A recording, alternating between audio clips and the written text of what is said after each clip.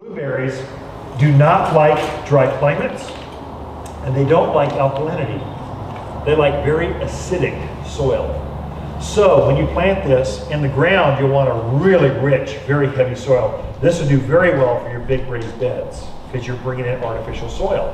So organics makes things acidic. So for me, I struggle in the ground. I have raised beds. My entire gardens are just a bunch of tiered raised beds. I put it in the ground and I had a hard time keeping the foliage from turning yellow on me. They didn't want to stay green. They wanted to go more yellow, and I'd load them up with sulfur. I'd feed them all these acidic soil fertilizers.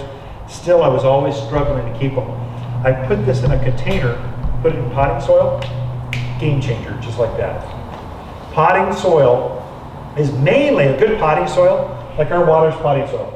This is mainly peat moss, main ingredient, peat moss.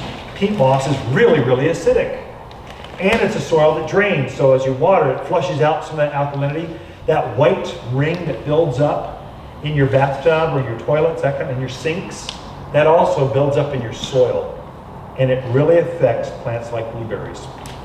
You'll have smaller fruits, less fruits, it'll tend to be trend towards yellow, it'll drop some leaves. That's all indications of, I'm just not happy, the pH is off in my soil. So I grow blueberries in containers or raised beds, and I grow them in potting soil. So I can control the pH mainly. And those of you that have had hot tubs and spas and pools, you know you're always checking the pH.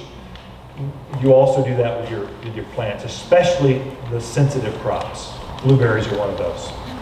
So that seemed to be the big difference. This one happens to be a dwarf variety. This is called jelly bean. It's just a cute name. I love it. I love good names. We need to have creative people name plants. Like someone's got to rename heuchera. Sounds like that's a perennial, it's just a perennial shade plant. It sounds like you're hacking up a fur ball. Man, I'm gonna start submitting good names to these perennial growers. They need some help, but they did it right with this. So jelly bean, it's a dwarf variety. It only gets like 2 by 2, cute little thing. And you just see it's loaded up. It's already starting to form little tiny blueberries. Still in bloom, but also it's pollinated enough. Blueberries are one of those. They do benefit with a buddy. They like pollinators. And it wouldn't be 2 jelly beans together. It needs to be 2 different varieties. This particular variety will produce berries by itself, but it will produce more berries if you partner it up with a blue sunshine or another variety of blueberry. You get more of it.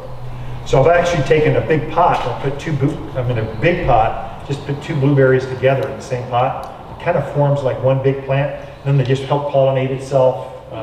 It really ups the berry count. So blueberries are unique in that way. Blackberries, self-pollinating.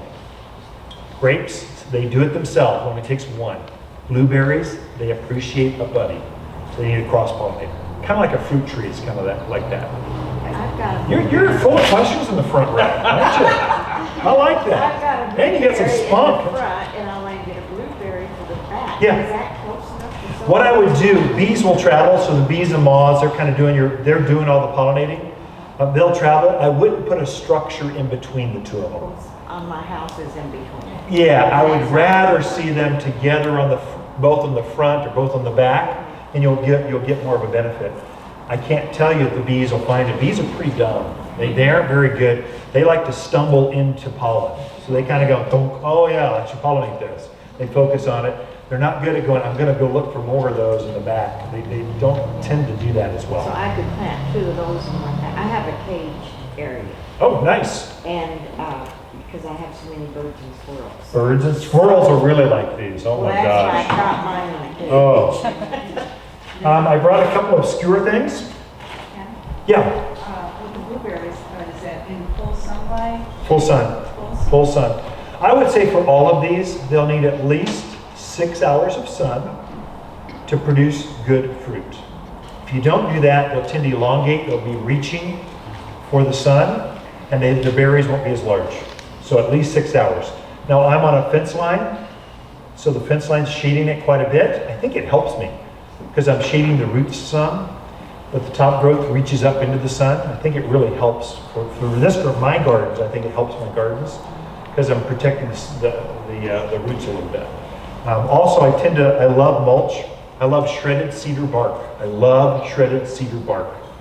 It's pretty, smells good. Cedar is a repelling action towards insects, especially things like ants. Ants love to crawl up things, especially my figs, that kind of stuff. They love to get into my fig trees. So that I'll use that to kind of keep them at bay, and I'll put a 2-3 inch layer around the roots, and I think that helps insulate, cool, holds moisture, keeps weeds down, all those benefits that you learn about it as a gardener. I think it helps with those. So I use a lot of that, especially around my berries. I just use a lot of it around my plants. I think it looks more natural than taking a rock lawn and going right up to the trunk of an apple tree. That just does not look right. That looks sterile. Looks like, oh, where'd they come from? What's going on here? Doesn't say I'm a gardener.